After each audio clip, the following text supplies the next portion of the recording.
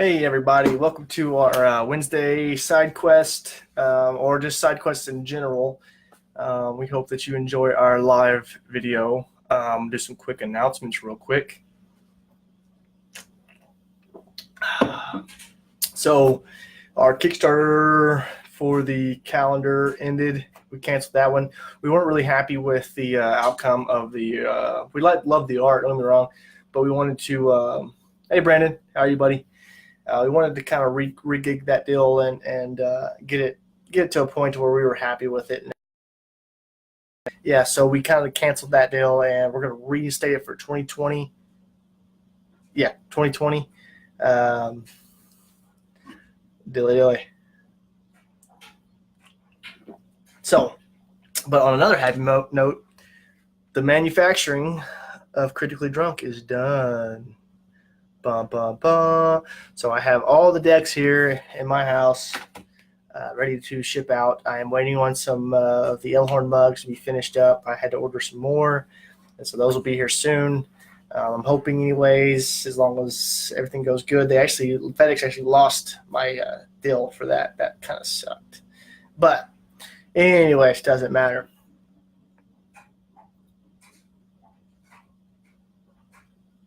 Wait, hey Ashley, how you doing, man? Which email?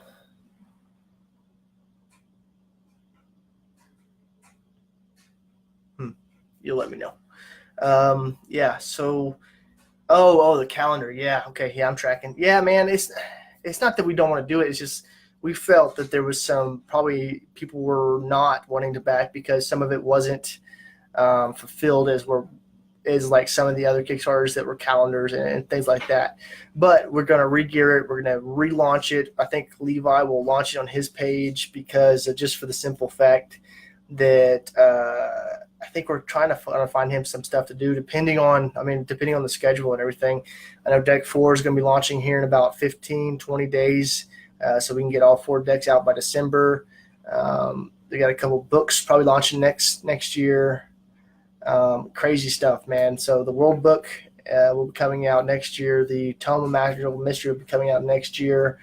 The Drinking Game will be shipping. I have a few extra sets of those. I think I have 100 and some odd more extra to try to get some to retailers to get some things going with that.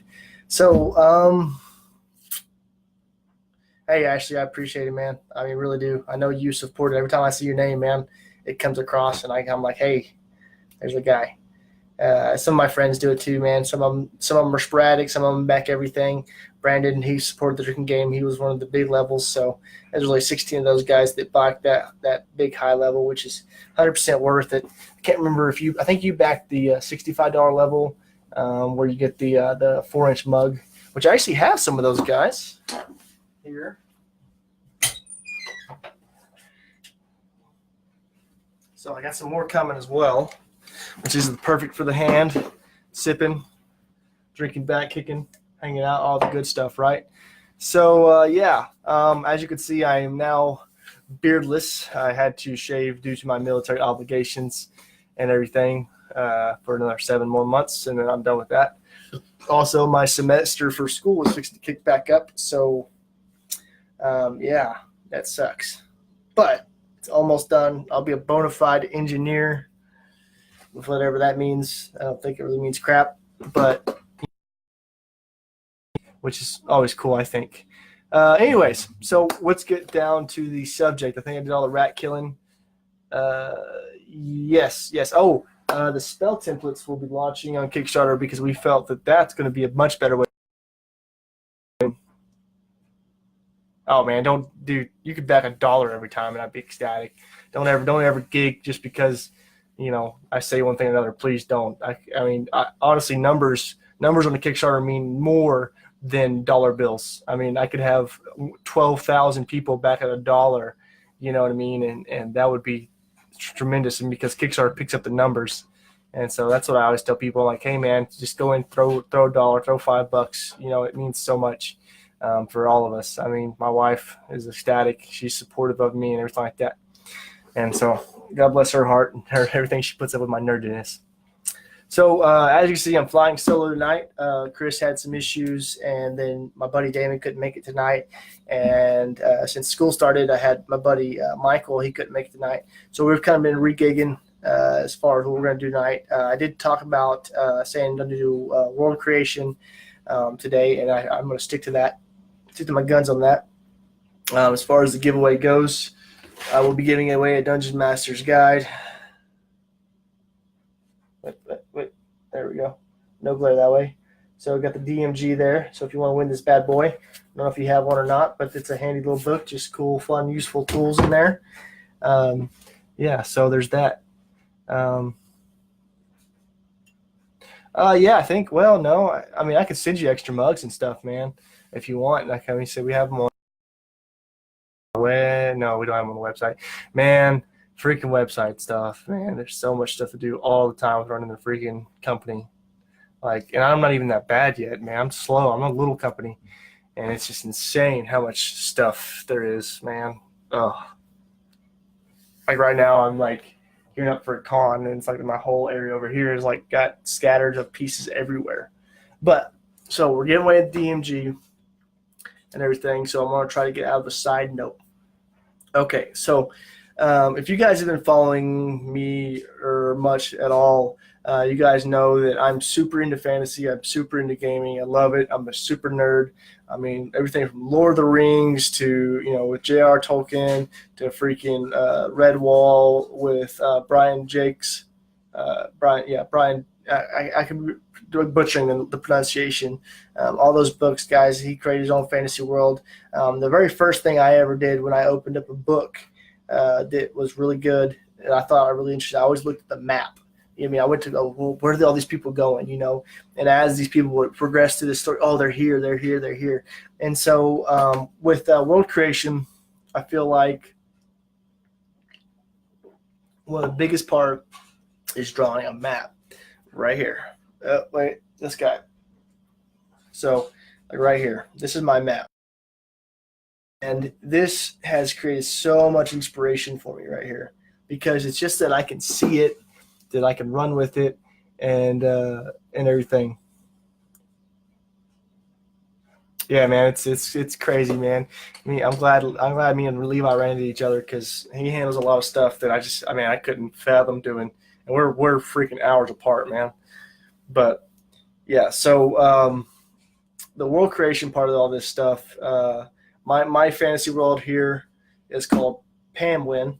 And funny story with that is I didn't have a name for my fantasy world back when I created it, when I started running the custom campaign for us and my crew of 5 to 8 guys at a time, depending on who shows up for the game. But all these guys, I wanted to create a world. I've always wanted to do it. I just never had the inspiration or the go-get attitude to do it. And with the company and everything like that, I found that I had a little bit of funds that I could maneuver and change to have everything done. So I initially drew out the map, how I kind of wanted in AutoCAD, put all the cities, the maps, everything kind of laid out. And then what I did was I took that file and laid it over to another lady on Fiverr.com, which if you don't know what Fiverr is, it's a kind of a hire me for stuff online. It's a really good way to find people to do a good job. And I can't remember her name. I should have looked it up. I'm sorry for that. Give you a spill. But yeah, so I apologize for that. What are you talking about, Brandon? Need to have another one. Game? Anyways, yeah, Brandon's played in one of my little temporary games real quick. Hey, Abe. How are you, sir? Hope you're doing well, my friend. So Abe is one of my former players that got to play in my world. He was the one and only tiefling in my world before I did not want tieflings in my world. It's just something about the whole half breed thing.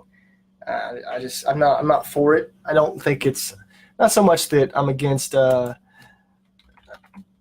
half breeds and stuff like that. I'm more against the ability of them being there and everything like that. It's kind of like weird to me. I'm not so against Asimars and even tieflings. I'm against half orcs, half elves, and I love playing half elf. Not gonna lie, but I think when you start, influencing that half this, half that. Well, why can't I be half a slime and half of this? I think you're down a slippery slope, pun intended on the slime part.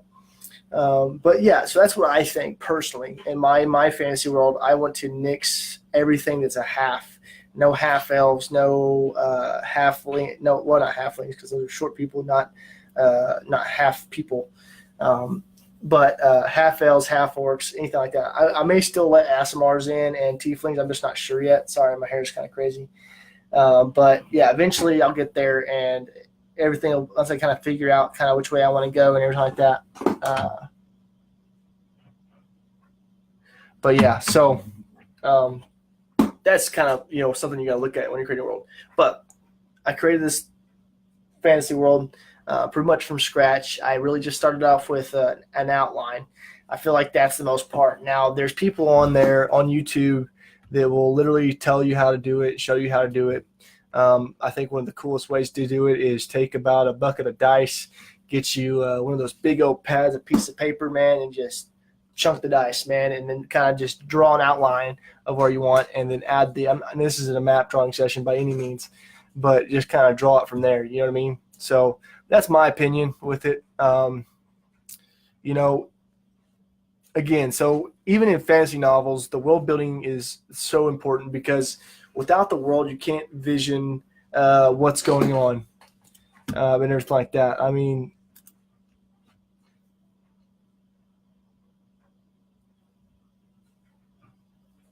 yeah, Abe said my only problem with this is eventually everything gets mixed. Look at what races around the world. Yeah, so yeah, I don't disagree with that. You know what I mean? Like, I don't know, man. So you get a tiger and a lion, you mix them together, you get a liger. Yeah, it's cool as heck, but guess what? They can't breed. I'm not saying you can't be one. I'm just saying I don't want a populace of them. You know what I mean? I just don't think the idea of it being, everything. You know what I mean? And that's not involving race. That's involving different literal, like almost species in essence. You know what I mean? They are not the same. They're not the DNA, the RNA. Nothing matches. You know what I mean? Insert rod A into slot B if B is necessary does not work here. And then again, that's my opinion. So, and of course, with the Aasimar and the Tieflings, it's a whole different thing. It's a bloodline thing about some type of possession or whatever have you. See if I can get Levi in here if he wants to come join us.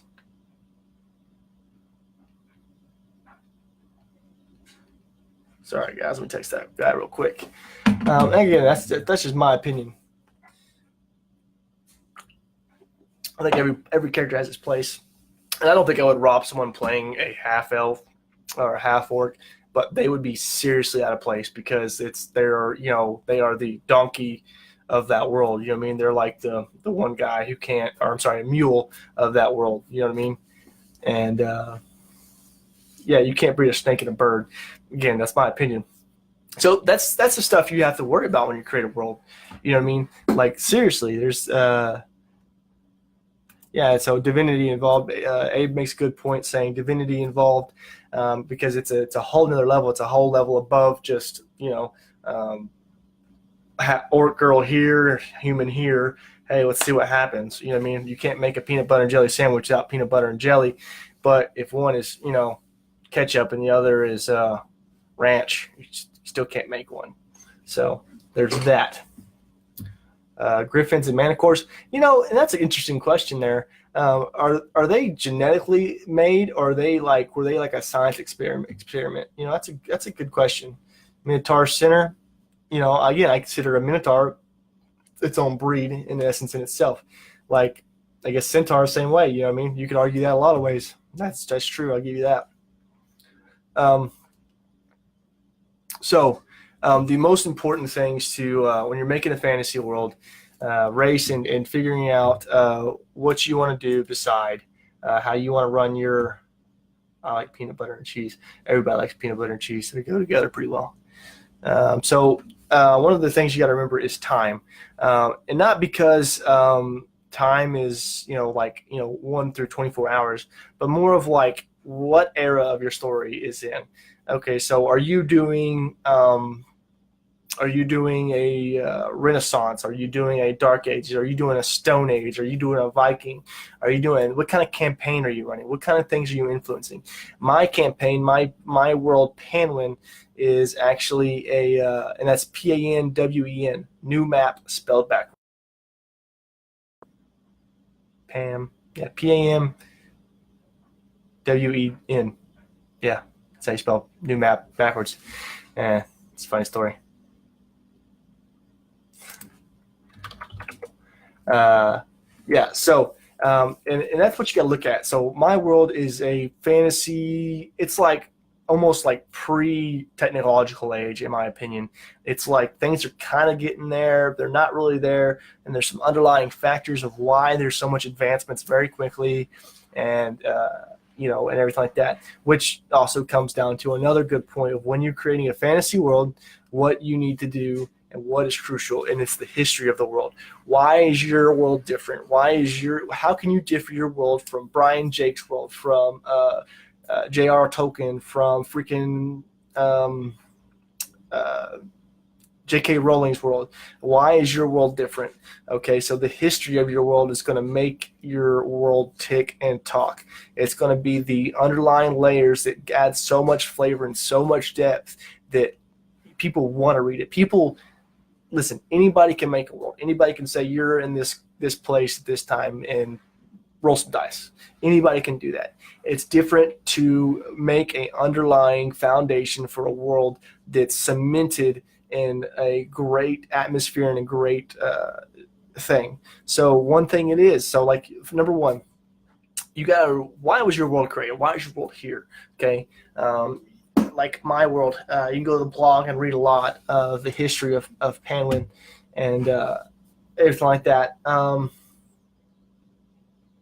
Yeah. So Abe's making a good point. He said, "How do you feel about the pantheon of gods figuring into your story, into your world?" And I will get to that.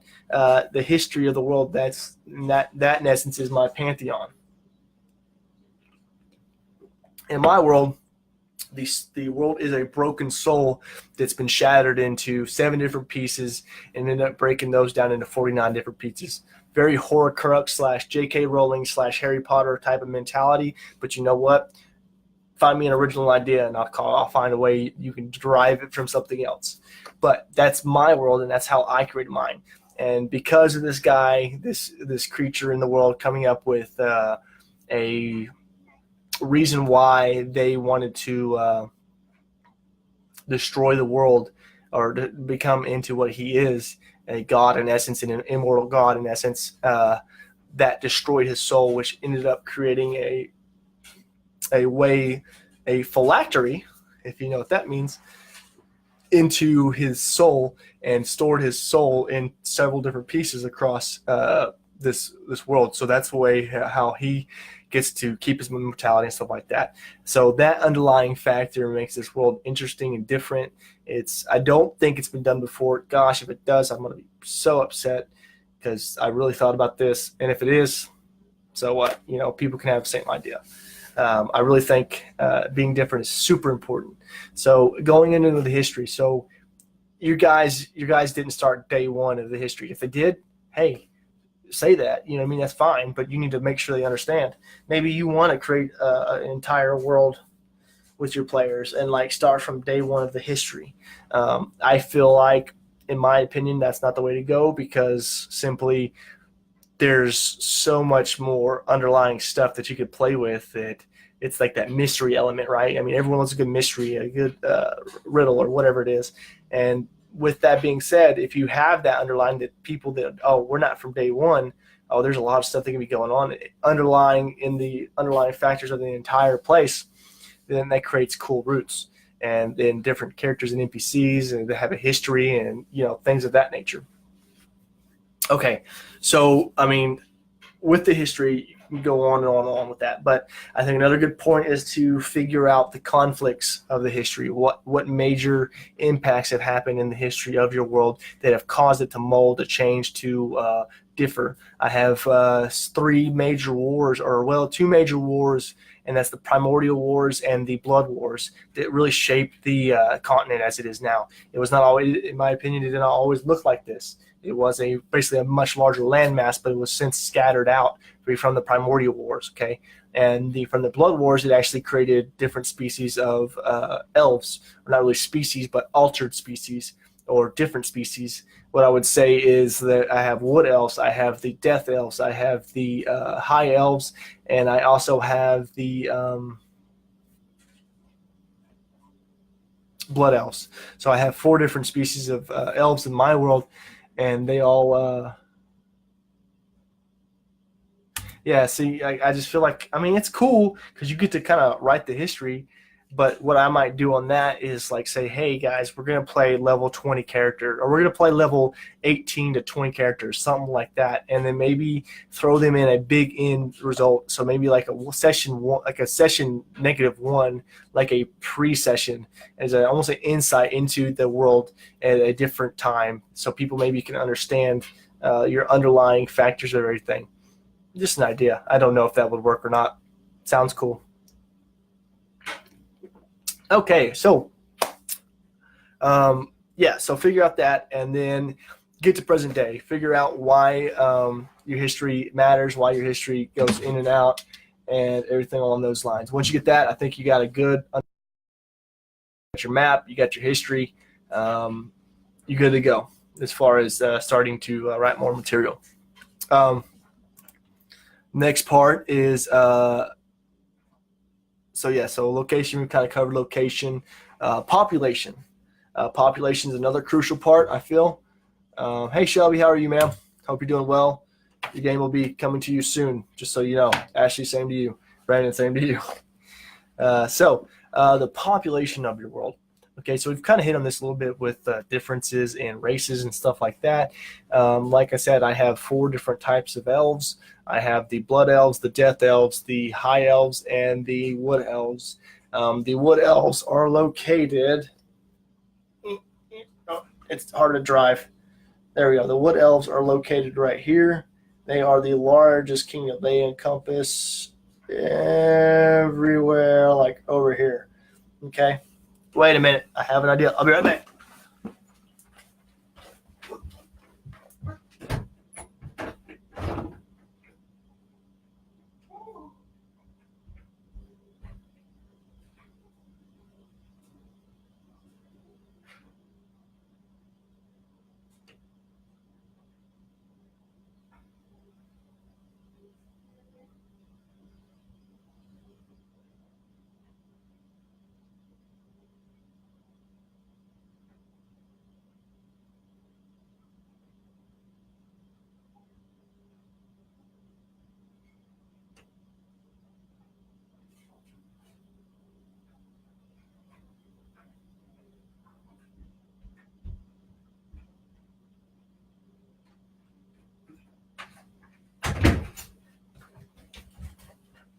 Sorry, guys. I couldn't find my laser pointer.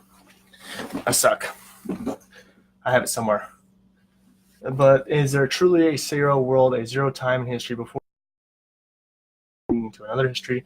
One age following the next age, nothing is truly at the beginning, because the beginning of creation, quote unquote. Yeah, I agree with that. So, hey, Chris. Hey, buddy. Hope you're doing okay, bud. I know you're tired today, so I appreciate you jumping in when you can, bud. It's getting the real good part. I love the suspense. So, the population, right? So, I have, like I said, I can't drive with the thing over here. So, wood elves here. I have death elves here. I have high elves here. I have the blood elves actually in the wood elf kingdom, which is a whole nother complex story, right? So then I have not different dwarves per se. There are Juragar, but they haven't fell into the story yet, and I really haven't developed them yet. To be honest with you, as far as part of my world, I'm actually going to integrate. Can't wait! Excited. Sorry. It'll be interesting development with the underlying underbelly of the world. I'm hopefully we'll get that to go into the next campaign. more delving into the deep part of the world and less of the underlying issue. So I have all those guys there, and then I have there's halflings and gnomes. Gnomes kind of hang out with the dwarves in some weird manner, fashion. Not so much that they're like very wowish that they got to hang out, but they kind of do. And it really just kind of a catch-all. They actually have a very good citadel in the cross right there. And then there's a big halfling community in the lower parts of the Riverlands, which is right in here. Okay. And then, so my dwarven kingdoms are the Ashfoot, the Stonemaw, the Skyhammer, and the Frosthammer, way up here north. So I have 4 tribes of dwarves. Then there's some gnomes hanging out with those guys. And yeah. Oh, it sucks at Levi's. I didn't know you guys were so far apart over there. But yeah, so that's kind of like my population now. The population differs with, of course, there's humans too, but whatever. Humans are humans; they're everywhere. But yeah, so the population kind of differs here and there. The Wood Elves are the most populous of the Elven kingdoms. The Blood Elves are the smallest. The Death Elves are definitely the second largest, and the High Elves are the third largest. The human kingdoms involve some city-states. The Cobbit Kingdom itself, there's some Druid tribes. The dwarves are all about even in population. They're relatively the same. They're not quite the same, but they're close. There is the Riverland Lords, which is a kind of a weird kingdom type of deal, which leads me into the next important part of world creation, which is law and government. Okay, so without me boring you too much, yes, it will be there soon, Shelby. We'll be there soon. I have to pay for a lot of shipping.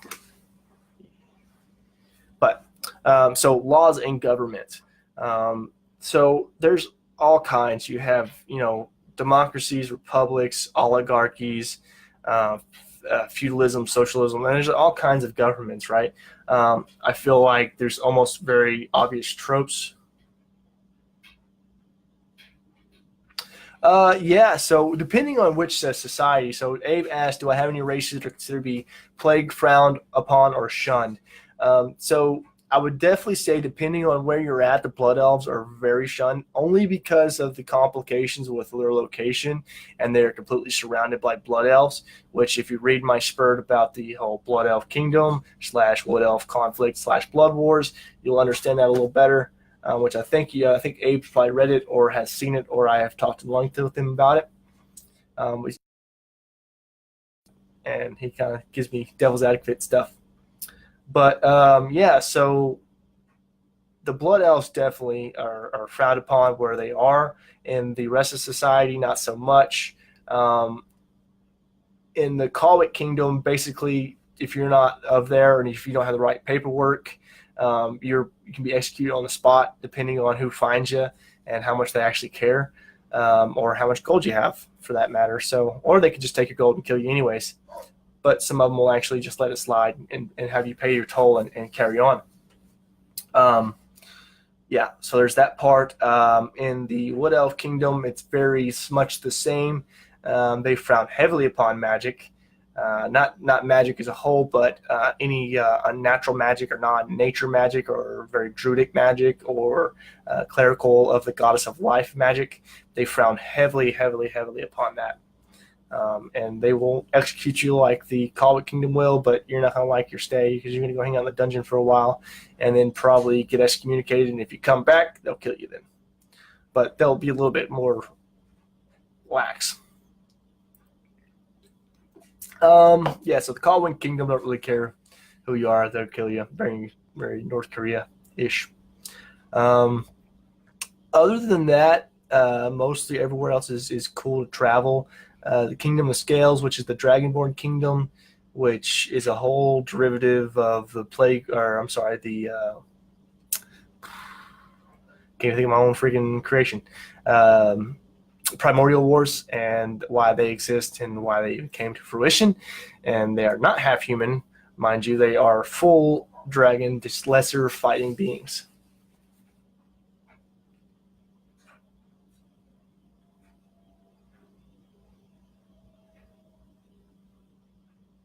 So Abe asked, how did you decide upon the law, justice law, all of the landlord masters who decided what gives them the right to decide, and what if any portion of the world is there no is no laws? Oh, so lawless badlands. So I do actually have two areas which are part of the city states. Of most of the center part of my world is what I call the city states. It's more of a confederation of groups of that kind of agree to just get along and go along. There's a little bit of trade wars. If there is if there's a war per se, it's typically like a trade war. Or, hey, don't do business with this guy, this company. But Sham and Hadoon, close the door here. Sham and Hadoon are what I would consider the most lawless areas. And I feel like every world almost has to have that guy, right? Has to have that diamond in the rough type of thing, right? By the way, if anyone's on, we're giving this guy away. So stay tuned for the question. It's coming if you want to win a Dungeon Master Guide. Anyways. So I really feel like you got to have that. You got to have that spot where freaking the Avengers, with the I can't think of the dang name, so please forgive me. The comet, you know what I mean, or the meteor that's like hollowed out, and there's like no law in that entire place. Or no, that's Guardians of the Galaxy. So there's so many worlds that have that lawless center of just debauchery and evil, or not even evil. I'd say debauchery and just gluttony and everything like that, right? And that's actually why I created that area, was to give the goddess of sin a place of residence, and for her temple and everything like that. And she is the queen of debauchery and all things seven deadly sins, right? I mean, that's where I derived that from. Nowhere. So realistically, as far as the law and justice goes, I didn't really come up with anything per se as far as why people got existence or got land or whatever you want to say that. I mean, I didn't really come up with the reason why necessarily, why they have the power or why they need the power, but just because power makes sense, and people like government or like a ability to be protected, be safe, and do what they want to do without any interference, and they got to pay a little bit of taxes. Most people are okay with that within reason, right? Just don't tax my damn tea. We'll throw it in the freaking harbor. So you got to have the relevant laws of your kingdom.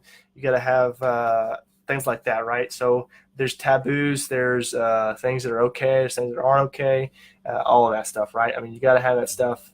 The name of the place that you were trying to think of is called Nowhere. Oh, yeah, you're right. Thank you, sir. Yes, thank you. So, yeah. Religion's another thing. Unless you're playing a non-religion game, there's no gods, and it's just whatever it is. But there's always a higher power, man. There's somewhere, if you believe it or not, the odds are your population and your world are going to believe in a higher power. People like that comfort. People like that stuff. Whether you personally believe in that yourself as a whatever your belief is, I really feel that if you don't put religion in your game, you're kind of cutting yourself short, because look at the world and how many religions there are, and actually how many religions there have been over the history of the entire population of our smidgen of existence on this earth. So if people got to believe in something, they'll find a way to believe in something. They'll make it up. They'll believe in it. They'll write a book about it. So again, I'd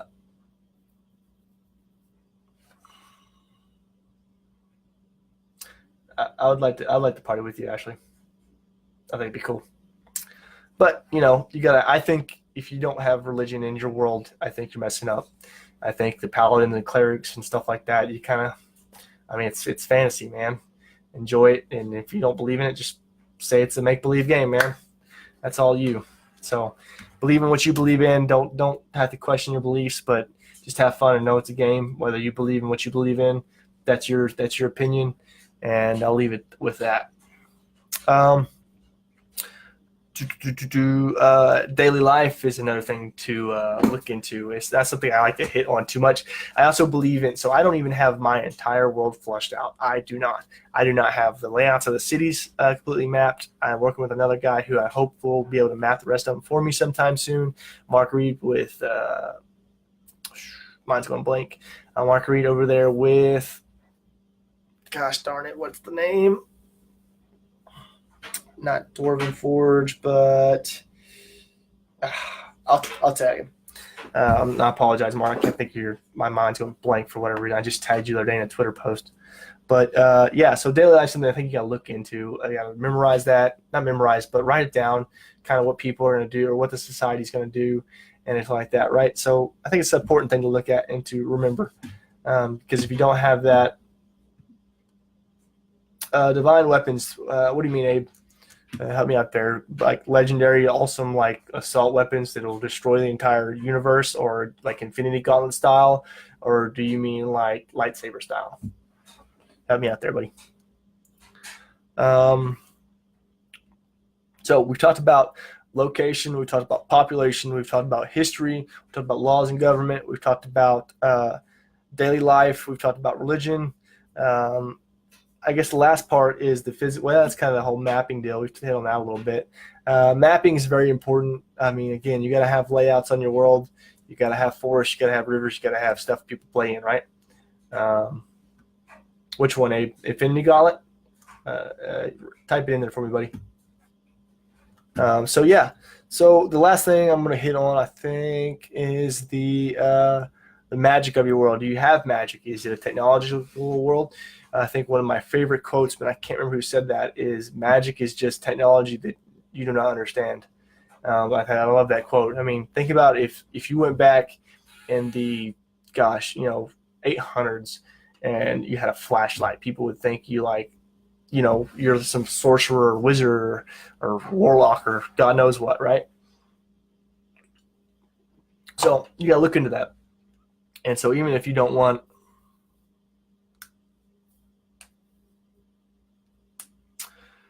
so I feel like if it fits your game world, then yeah, sure. I have 7 of those in my world. I have 7 of the main soul crystals that are refined into separate deals. The fact that they're not refined into quote unquote soul crystals like the rest of the 49, but they do exist. So there's that. Yeah. So yeah, I think that. I don't know.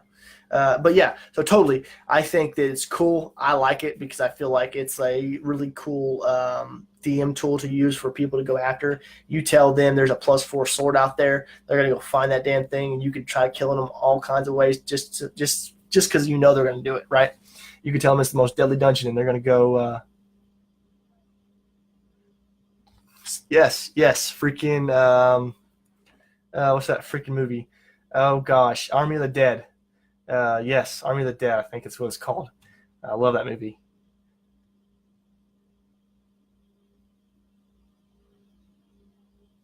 Now, do they know it's a weapon of mass destruction? I feel like if you said, "Hey guys, here's this weapon, it can destroy the world," someone's probably going to press that button. I think maybe if you could give them a tool and then they get to learn their character and fall in love with their character and play their character as a really good character and they'll really like them. And then you say, hey, by the way, you had this freaking nuke strapped to your back the entire time. That rock, you didn't know what it was. Yeah, that's totally like the most, craziest thing's going to blow up. And now they're going to be like, oh, crap, I've been playing this character for 12 levels. I don't want them to die. And they actually have, love and admiration for their characters. So yeah, so magic is very important. You know what I mean? You can argue that science is magic because people just don't understand the science. You can argue that whatever you need to do, you can godly magic. It can be world forged magic. My world is in essence a magical fueling station, and it's magic to the core. So I have to have magic in my game. Everything is magic. Eventually, there will be artificers and all kinds of insanity in my world, and I hope I can get to the very steampunky area that I want to be. I don't know if I will be able to. But right now we're kind of in that pre-stage of fantasy slash steampunk. Yeah. So unfortunately, I don't have someone to talk to today because my throat's kind of getting dry. I've been talking this entire time. But let's see. You gotta draw your own map. It needs to make sense somewhat. You know what I mean? Like overall, the layout of the land needs to make sense. Yeah, that's true, and everything like that. So if your world doesn't make sense, people are gonna be like, why? I try to make my layout look somewhat okay, and why they're forced up north where the rivers come down and stuff like that. So, all right, guys. So I'm done. 40 minutes. I got 10 minutes till 9. I'm cutting a little bit short. No. I hope this helps you create your world. If not, you can send me a message if you have any questions about what I did and how I did it. Let me know. All you got to do to win this book, right here, right meow. What is the name of my fantasy world? And that is the question. If you can name the name of my fantasy world, I will send you this book. I said it in the video. Did.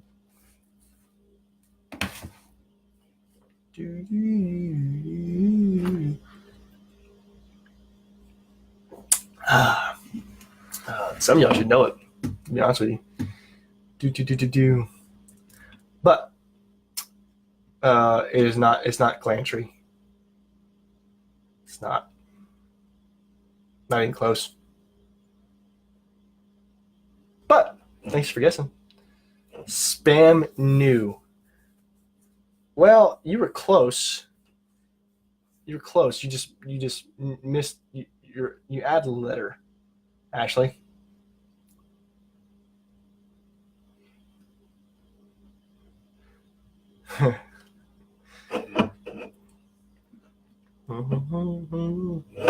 We got 2 minutes left.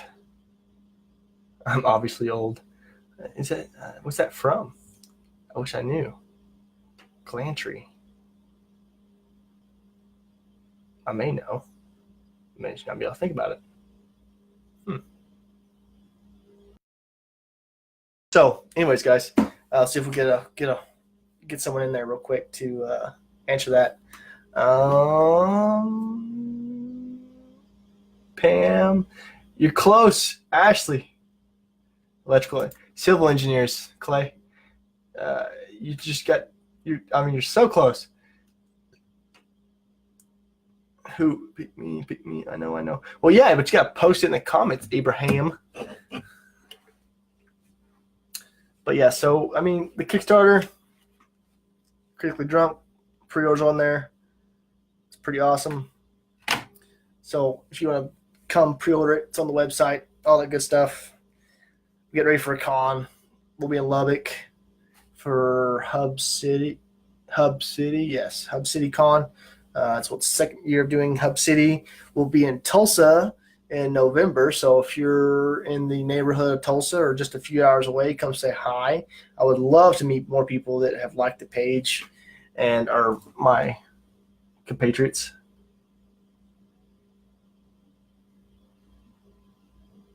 It's literally new map backwards. You're right. But then you kind of went Pam new. You just got posted, man. I just gave you the answer.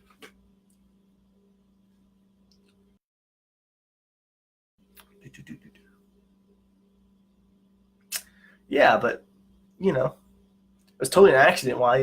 It was like I needed a fantasy world name, and I was like, because I posted the new map up there, and I just was like, let's go with this. I'm telling you, Ashley just need. He's right there at it. He's right there at it. Yay! Winner, winner, winner, winner, winner, winner, winner. Do, do, do, do. Yay! Okay. Hey, congrats, Ashley. I'm gonna send you that guy. Oh, Shelby. I'm telling you, man, you were like seconds away, man. Like, man.